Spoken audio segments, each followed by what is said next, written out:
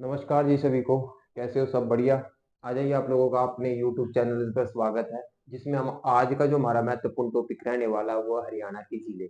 हरियाणा की झीलें हम पढ़ेंगे, जो हमारी क्लास नंबर 10th रहने वाली है। इससे पहले हमारी 9 वीडियो आ चुकी है। जिन्होंने हमारी वीडियो पिछली नहीं देखी है वो जाके देख सकते हैं। उसमें हमने बहुत ही इंपॉर्टेंट टॉपिक हरियाणा की नदियाँ, ठीक है, हरियाणा के वन, हरियाणा के वन्य जीव अभ्यारण्य, ये सारे के सारे टॉपिक हमने इसमें कवर किया है। हरियाणा का एडमिनिस्ट्रेटिव प्रशासनिक ढांचा जो है हरियाणा का, वो कवर किया हुआ है।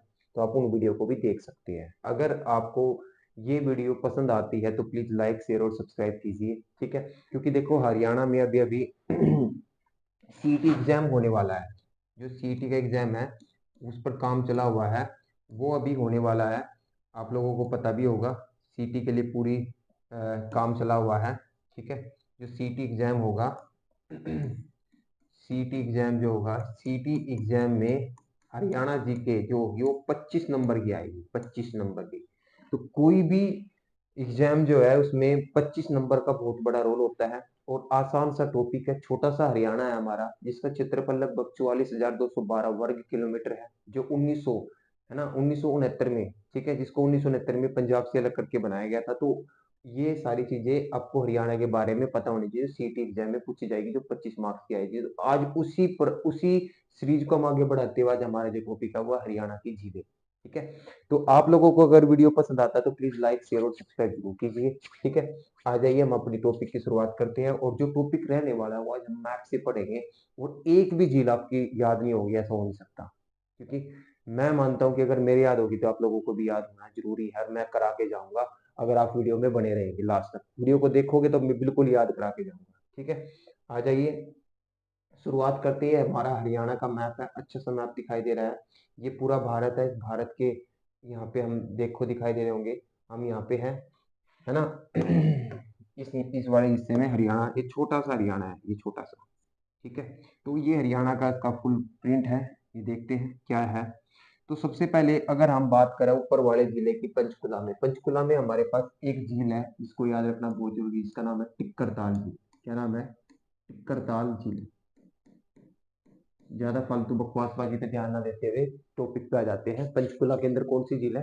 टिक्करताल झील। यहाँ पर इस झील पे जो खासियत है, यहाँ पे एक एडवेंचर स्पोर्ट्स बनाया गया है। एडवेंचर स्पोर्ट्स, जैसे बंजी जंपिंग वगैरह यहाँ पे करवाई जाती है। तो पूछ सकता है कौन सी झील के आसपास एडवेंचर स्पोर्ट्स भी है। तो एडवेंचर स्पोर्ट्स जो है वो इसी झील के ऊपर है। एडवेंचर,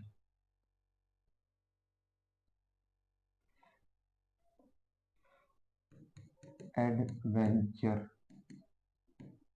ठीक है, एडवेंचर स्पोर्ट्स यहाँ पे बनाए गए हैं, याद रखना। टिक्कर ताल झील के पास ही क्या आपका एडवेंचर स्पोर्ट्स भी है, ठीक है। इसको मिटा देता हूँ ताकि सारी की सारी चीजें यहाँ पे आ जाती है। अगर यहाँ पे बात करें, अंबाला के अंदर कोई झील नहीं है, यमुना के अंदर भी कोई झील, याद रखने की जरूरत नहीं है। अब आ जाते हैं कुरुक्षेत्र के अंदर, ठीक है। अगर मैं कुरुक्षेत्र की बात कर लेता हूँ, किसकी बात कर लेता हूँ? कुरुक्षेत्र की। अगर मैं कुरुक्षेत्र की बात कर लेता हूँ, तो कुरुक्षेत्र में अगर आप झील को देखोगे यहाँ पे, तो यहाँ पे दो तीन झील है यहाँ पे कुरुक्षेत्र के अंदर ही, ठीक है। कुरुक्षेत्र के अंदर आपकी तीन झील है। तो पहली झील की अगर मैं बात करूँ तो उस झील का नाम है ब्रह्म सरोवर। क्या नाम है? ब्रह्म सरोवर। इसके बारे में डिटेल में भी पढ़ेंगे। ये पहले हम कुछ झील है उनको याद रख लेते हैं, याद हो जाएगी, याद देखो। उसके बाद क्या आपकी सनहित झील, सनहित झील, ठीक है। और एक और झील है बीबीपुर झील। बीबीपुर झील ये कहाँ पर? आपके कुरुक्षेत्र के अंदर है, ठीक है। करनाल के अंदर याद रखनी है आपको कर्ण लेक, कर्ण लेक को याद रखना है, कर्ण लेक, ठीक है। उसके बाद यहाँ कोई झील है नहीं आपकी, ठीक है भाई। यमुनानगर में नहीं होगी। पानीपत में कोई झील याद रखने की जरूरत नहीं है, ठीक है। जींद में आपको याद रखनी है बुलबुल। जींद में कौन सी झील है? बुलबुल, बुलबुल झील, जींद की बुलबुल, याद रखना, बुलबुल झील, ठीक है। फरीदाबाद में याद रखने की जरूरत है चिल्का झील। कौन सी झील है? चिल्का। चिल्का का दूसरा नाम क्या? चिल्ली भी बोलते हैं इसको, चिल्ली झील भी लगाया जाता है, चिल्का झील भी कहा जाता है, याद रखना। हो जाएंगे ना याद। सिरसा के अंदर आपको याद रखनी है ओटू झील। ओट टू, ओट टू झील, पता होगा ना, पिछली बार आपने जो टॉपिक पढ़ा था, वियराज बांध जो है, वियराज बैरेज, वीरज बांध उसी के ऊपर है, उसी के साथ बनाई गई है ओटू झील। ठीक है, यहाँ पे याद रखना है ब्लू बर्ड झील है, ब्लू बर्ड कहाँ पे, हिसार में। हिसार में कौन सी झील है, ब्लू बर्ड झील है। ठीक है, भिवानी में अभी हाल फिलहाल में एक झील बनाई गई है जिसको बोला गया कृष्णा झील। कौन सी झील है, कृष्णा झील। ये भिवानी का एक गांव है सुई गांव, भिवानी का गांव है सुई गांव, वहां पर है। और ये क्यों प्रसिद्ध है, क्योंकि यहाँ पे इसका जो उद्घाटन है जो हमारे पिछले राष्ट्रपति थे रामनाथ कोविंद उसके द्वारा किया गया था। ठीक है जी, यहाँ तक समझ में आ गई। रोहतक के अंदर इंपोर्टेंट झील है जिसको बोलते हैं तिलियार झील। तिलियार झील बहुत बार आता है, तिलियार झील कहाँ पर है, रोहतक में है। और इसी पर ही हमारा जो चिड़ियाघर है रोहतक चिड़ियाघर इसी झील के पास है, याद रखने की इंपोर्टेंट है। एक झील है डाबर झील, सोनीपत के अंदर कौन सी झील है, डाबर झील। कौन सी झील है, डाबर झील। ठीक है, दिल्ली तो दिल्ली हो गया, छोड़ो उसको भी। झज्जर में कोई झील नहीं है। ठीक है, चरखी दादरी में भी कोई झील नहीं है। ठीक है, और जो झील नहीं है उसको हम काट देते हैं। महेंद्रगढ़ में भी कोई झील याद रखने की जरूरत नहीं है, रेवाड़ी के अंदर भी कोई झील नहीं है। अब ये जो रह गए ना आपके, पलवल में भी कोई झील नहीं है। इन तीन में बहुत ज्यादा झील है। कौन कौन सी है, गुरुग्राम, फरीदाबाद और नूह। ठीक है, अगर मैं नूह की बात कर लेता हूँ, नूह में तीन झील है, एक चंदेली झील। कौन सी झील है, चंदेली झील, संगेल झील और कोटला झील। ये कहाँ पे है, नूह में है, याद हो जाएंगे। बचे आपके फरीदाबाद, देखो याद करना इनको, मैं फिर बता रहा हूं आपको, सारे यही याद होने चाहिए मैप से। बचा आपका फरीदाबाद, फरीदाबाद की अगर मैं बात करूं तो फरीदाबाद में चार झीलें हैं। क्या है, चार झील। ठीक है, सबसे पहली जो झील है, इंपोर्टेंट झील यहाँ पे जो है वो है बड़खल झील। कौन सी है, बड़खल झील। सूरज कुंड झील, कौन सी है, सूरज कुंड झील। ठीक है, और कौन सी है यहाँ पे, छोल झील है, छोल झील, छोल। एक है बड़वाड़ी झील, बड़वाड़ी। ठीक है, बस लास्ट है, इसके बाद आपका एक हो रहा है गुरुग्राम। गुरुग्राम की मैं यहाँ लिख देता हूँ। गुरुग्राम की जो झीलें हैं, एक तो है सुल्तानपुर झील, सुल्तानपुर पक्षी विहार भी था वहीं पे, सुल्तानपुर झील भी है। ठीक है, दूसरी झील बात करता हूं मैं, दमदमा झील, दमदमा झील, दमदमा झील। तीसरी अगर झील की बात कर लेता हूं मैं, ठीक है, तीसरी अगर मैं झील की बात कर लेता हूं, खलीलपुर झील। क्या है, खलीलपुर झील। ठीक है, एक यहाँ पे याद रखना भीम कुंड भी यहीं पे है, गुरुग्राम के अंदर ही है भीम कुंड। ठीक है, सुल्तानपुर झील, दमदमा झील, खलीलपुर झील, भीमकुंड झील, ये सारी की सारी जो झील है ये कहाँ पे आपकी, गुरुग्राम के अंदर है। कहाँ पे है, गुरुग्राम के अंदर है। ठीक है, एक और याद रख सकते हैं, गुरुग्राम में बसई झील भी है। कौन सी झील है, बसई झील, बसई झील, बसई झील। तो ये सारी झील है ना। तो ये सारी की सारी झील मैंने आपको, देखो कितने मिनट की वीडियो हुई होगी आपकी, कितने मिनट में मैंने सारी की सारी आपकी केवल वीडियो 8 मिनट की हुई और मैंने सारी की सारी झील आपको आगे निकाल के रख दिया। कुछ भी नहीं है झीलों में, ये झील है, रिलेटेड आएगा तो इससे रिलेटेड आएगा। अब कुछ डिटेल में आ जाता है, कुछ झीलों को हम डिटेल में पढ़ेंगे। जो हमारी 6 झील है उनको हम थोड़ा डिटेल में पढ़ेंगे। उनको डिटेल में पढ़ना क्यों जरूरी है, क्योंकि वहां से क्वेश्चन बनते हैं, बनाए जाते हैं एचएसएससी के द्वारा। तो आपको याद हो गए होंगे, बसई झील, भीमकुंड झील, खलीलपुर झील, दमदमा झील और सुल्तानपुर झील। ठीक है, सुल्तानपुर आपको पता होना चाहिए फर्रुख नगर में पड़ता है, फर्रुख नगर, फर्रुख नगर, फर्रुख नगर कहाँ है, गुरुग्राम के अंदर ही है। ठीक है, तो याद हो जाएंगे, तो ये याद करना है मैप से। अब हम थोड़ा डिटेल में पढ़ लेते हैं। सबसे पहले हम बात करेंगे किस झील की, दमदमा झील की। किसकी बात करेंगे हम, दमदमा झील, इसकी बात कर लेते हैं, दमदमा झील। ये हमारी पहली झील है और ये इसको हम डिटेल में पढ़ेंगे। ठीक है, दमदमा झील अभी मैंने बताया है, ये आपका कहाँ पड़ता है, ये आपका दमदमा झील जो पड़ता है ये गुरुग्राम के अंदर पड़ता है, सोहना गुरुग्राम के अंदर। कहाँ पर स्थित है, सोहना गुरुग्राम में, सोहना गुरुग्राम में स्थित है। ठीक है, याद हो जाएगा। ठीक है, इसका निर्माण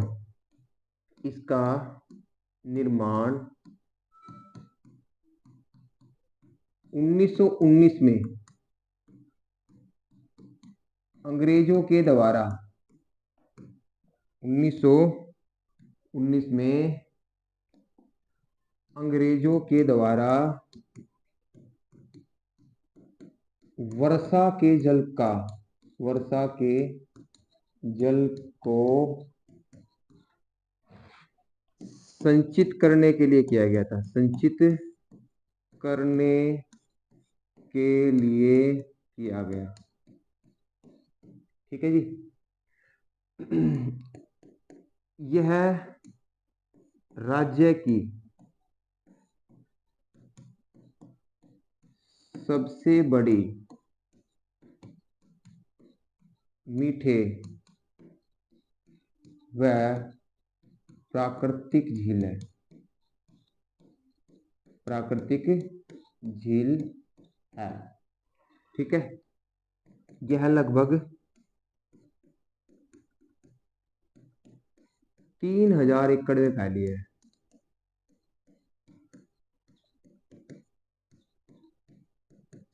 कहाँ फैली है? 3000 एकड़ में फैली है। इसका आकार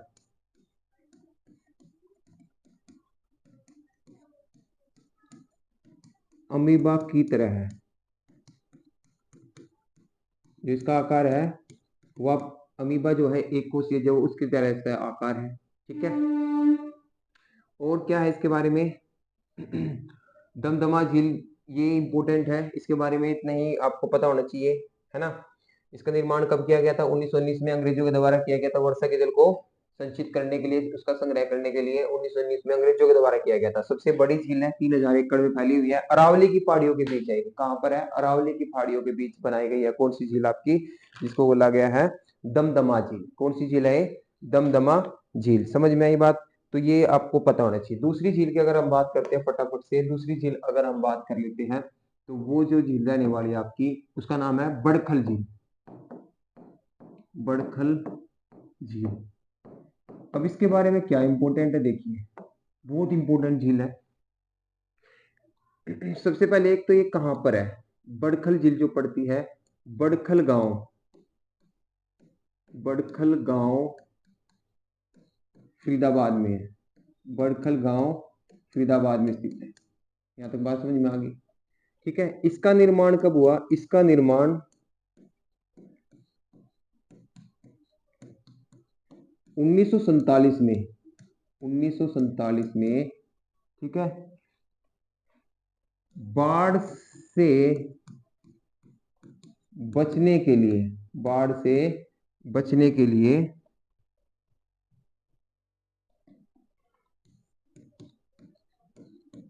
किया गया था। ठीक है जी, इसका निर्माण 1947, बाढ़ की जो समस्या थी उससे बचने के लिए इसका निर्माण किया गया था। यह लगभग 206 एकड़ में फैली है। और क्या इंपॉर्टेंट है? ठीक है, इसके ऊपर क्या होता है बसंत ऋतु में? इसके ऊपर बसंत ऋतु में फ्लावर शो लगता है। फ्लावर शो का आयोजन किया जाता है। फ्लावर, अलग अलग तरह के फ्लावर रखे जाते हैं बसंत ऋतु में। फ्लावर शो उस पर किया जाता है? बड़खल। ठीक है, 1969 में इसको 1969 में पर्यटक स्थल बनाया गया। इसके ऊपर जो है पर्यटक स्थल बनाया गया। इसके ऊपर कब? 1969 में इसको पर्यटक स्थल के रूप में विकसित किया गया। और ये यहाँ पे यह राज्य की इकलौती ऐसी झील है जिस पर सबसे ज्यादा पर्यटक आते हैं। ठीक है, 1969 में। एक और इंपॉर्टेंट है जो आया था क्वेश्चन, 1980 में बनी फिल्म थी द बर्निंग ट्रेन का गाना शूट हुआ था। जो गाना शूट किया गया था यहाँ पे, बर्निंग ट्रेन, उसका गाना यहाँ पे शूट किया गया था। ये भी आपको पता होना चाहिए। ठीक है, 1980 में फिल्म आई थी द बर्निंग ट्रेन। देखियो आप लोगों ने, इसमें धर्मेंद्र था, विनोद खन्ना था, शशि कपूर था, कई अभिनेता थे, जितेंद्र था, जिसमें फिल्म के जो गाना था उसका, वो गाना यहाँ पे शूट किया गया था। इससे रिलेटेड भी आपसे पूछ सकता है। ठीक है जी, यहाँ तक पता समझ में आई। जो हमारा असोला भाटी वन्य जीव अभ्यारण्य मैंने आपको बताया भी था, अरावली की पहाड़ियों में है। यह है झील असोला भाटी, असोला भाटी वन्य जीव अभ्यारण्य, अभ्यारण्य के पास है, अभ्यारण्य के पास है। तो इतना आपको इसके बारे में पता होना चाहिए। ठीक है, आई थिंक आपको ये सारी बात समझ में आ गई होगी, इतनी कोई मुश्किल बात तो है नहीं, बच्चों से बड़ी बात है। आप थोड़ा सा दिमाग लगाओगे तो सोचोगे इसके बारे में, तो आपको ये सारी की सारी चीजें समझ में आ चुकी होगी। ठीक है, नेक्स्ट झील अगर हम पढ़ते हैं, नेक्स्ट झील की अगर मैं बात करता हूं, उस झील का नाम है सूरजकुंड झील।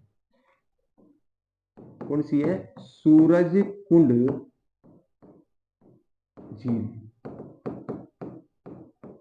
अब ये क्या इंपॉर्टेंट है? सबसे पहले तो सूरजकुंड जो गलती है ये फरीदाबाद में है, फरीदाबाद में है, फरीदाबाद में है। ठीक है, इसका निर्माण, इसका निर्माण 10वीं शताब्दी में, पुरानी नदी है वो झील है, 10वीं शताब्दी में तोमर शासक सूरजमल ने किया था, सूरजमल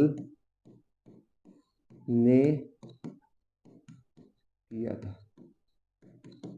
ठीक है, किसने किया था? सूरजमल ने किया था। सूरजमल ने इसका वो किया था, और बाद में इसको अनंगपाल ने, ठीक है, बाद में इसमें क्या है? अनंगपाल ने, बाद में अनंगपाल ने कार्य पूरा किया। ठीक है जी, 10वीं शताब्दी में इसका हुआ। ठीक है, यह झील, इस पर लगने वाले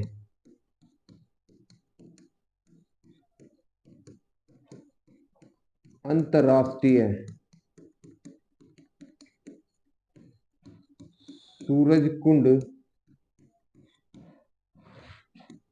मेले के लिए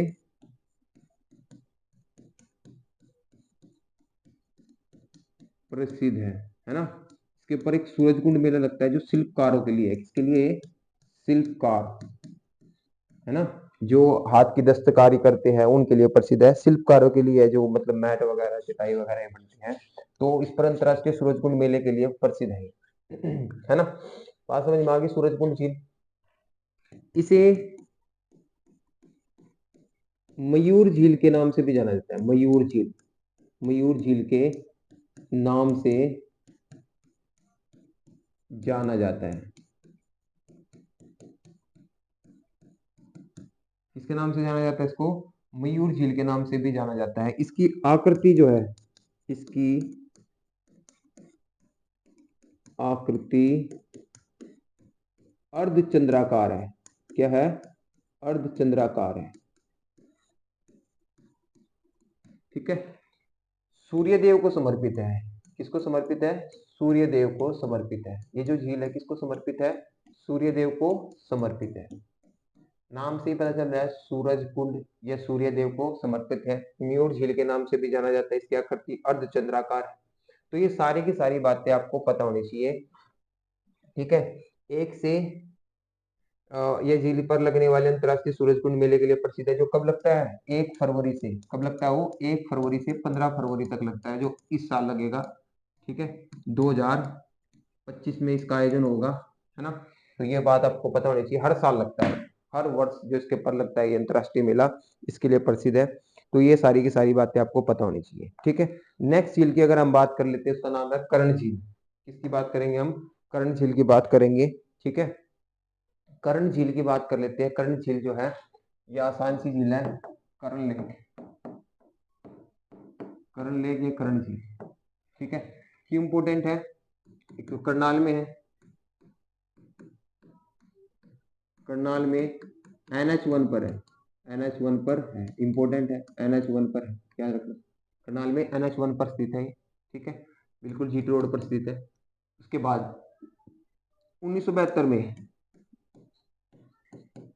इसका जीर्णोद्धार किया गया, जीर्णोद्धार किया गया। 1972 में इसका जीर्णोद्धार किया गया।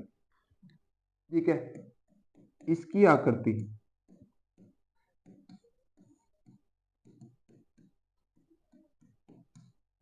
वृत्ताकार है। कैसी है?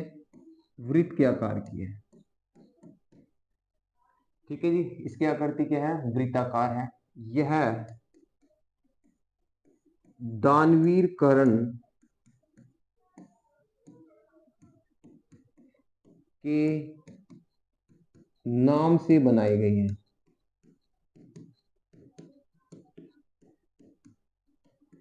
ऐसा बताया जाता है कि महाभारत काल का जो पात्र था, विशेष पात्र दानवीर कर्ण, वो सुबह के समय यहाँ पे सूर्य देव की आराधना करता थे, उनकी पूजा करते थे।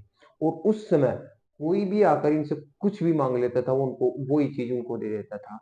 बहुत सारे लोग वहां पर आते थे, इनसे दान लेते थे, इसलिए इसका नाम क्या है? दानवीर कर्ण। ऐसा बताया जाता है जिसके कवच और कुंडल जो इंद्रदेव ने मांगे थे, वो इसी लेक के नजदीक मांगे थे। इसी लेक पे जब पूजा कर रहे थे सुबह के समय, तो इंद्रदेव ने वहां पे भेष बदल के एक ब्राह्मण के अवतार में जब आए थे, तो उन्होंने उनसे कवच और कुंडल की मांग की थी।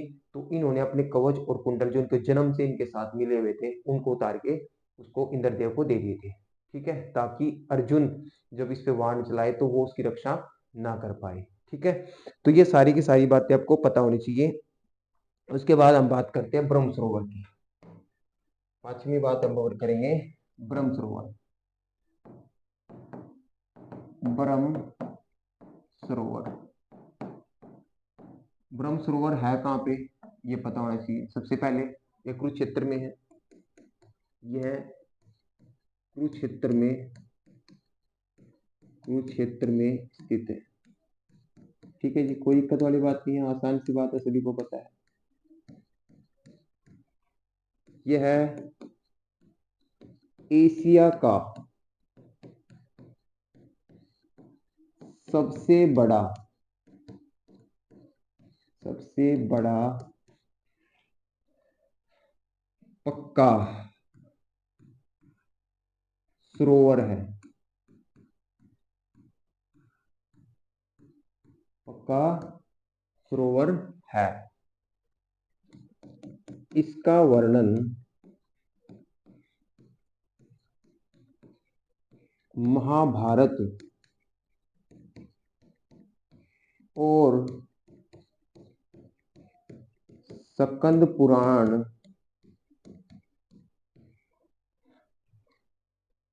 में भी मिलता है, में भी मिलता है। ठीक है, अल ब्रूनी की प्रसिद्ध पुस्तक जिसका नाम क्या था? किताब ए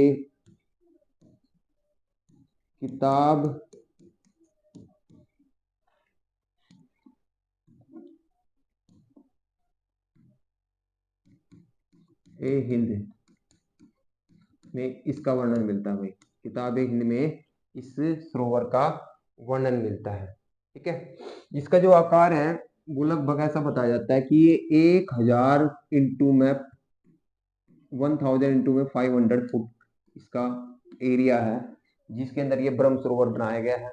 ठीक है, महाभारत समय में, ठीक है, इसका विशेष वर्णन है। ठीक है, यहाँ पे अलग अलग तरह के घाट बनाए गए हैं, कोई भीम घाट के नाम से, कोई द्रौपदी घाट के नाम से, कोई अर्जुन घाट के नाम से बने हैं, कोई नकुल घाट, ऐसे बनाए गए हैं।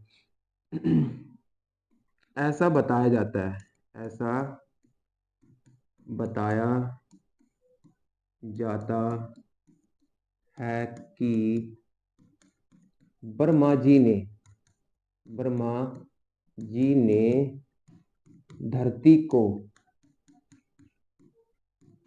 इसी सरोवर के पास, इसी सरोवर पर धारण किया था, सरोवर पर धारण किया था।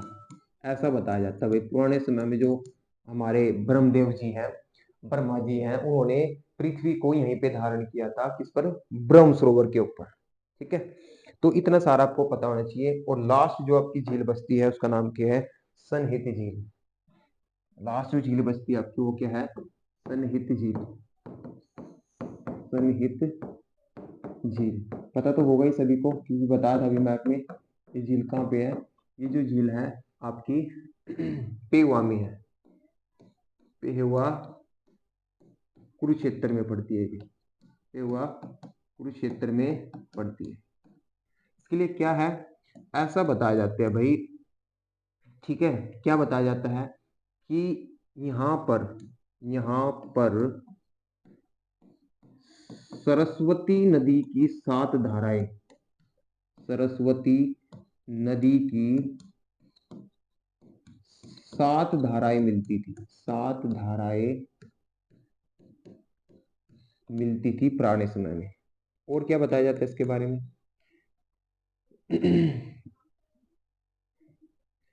अगर यहाँ पे स्नान कर लिए जाते हैं, स्नान करने से जो अपने अपने जो हमारे क्या है पूर्वज है, उनकी आत्माओं को शांति के लिए यहाँ पे स्नान किया जाता है। ठीक है,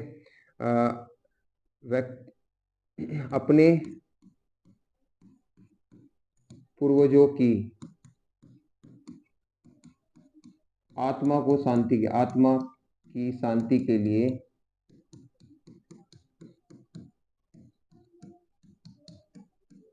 ठीक है, पूर्णिमा के दिन यहाँ पे स्नान किया जाता है। आत्मा की शांति के लिए सनहित झील पर ही पूर्णिमा के दिन क्या किया जाता है, शांति के लिए क्या किया जाता है, स्नान किया जाता है। ठीक है जी, ये कुछ बातें आपको पता होनी चाहिए। ठीक है, ये चीजें आपको पता होनी चाहिए। तो यहाँ पे ये सारे का सारा टॉपिक आपका जो झील से रिलेटेड टॉपिक था वो आपका कंप्लीट हो गया है।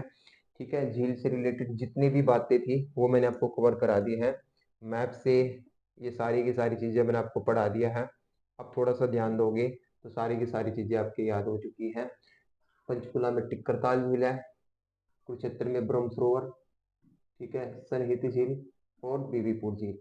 ठीक है, करनाल के अंदर कर्ण लेक, ठीक है, सोनीपत के अंदर डाबर लेक, ठीक है, रोहतक के अंदर तिलियार लेक, ठीक है, बड़खल, सूरजकुंड, छोल झील और बड़वाड़ी कहाँ पे है, फरीदाबाद में। नूह के अंदर चंदेली झील, ठीक है, 11 और 12 संगेल झील और कोटला झील। ठीक है, ये यहाँ पे बताई गई है। ये कुछ झील यहाँ पे बताई गई है। झील के अंदर बुलबुल झील होगी तो कौन सी, 14 नंबर झील। ठीक है, फतेहाबाद के अंदर चिल्का झील 15 नंबर झील। ठीक है, सिरसा के अंदर ओटू झील 16 नंबर झील। ठीक है, ब्लूबर्ड झील कौन सी, 17 नंबर झील। कृष्णा झील कौन सी, 18 नंबर झील।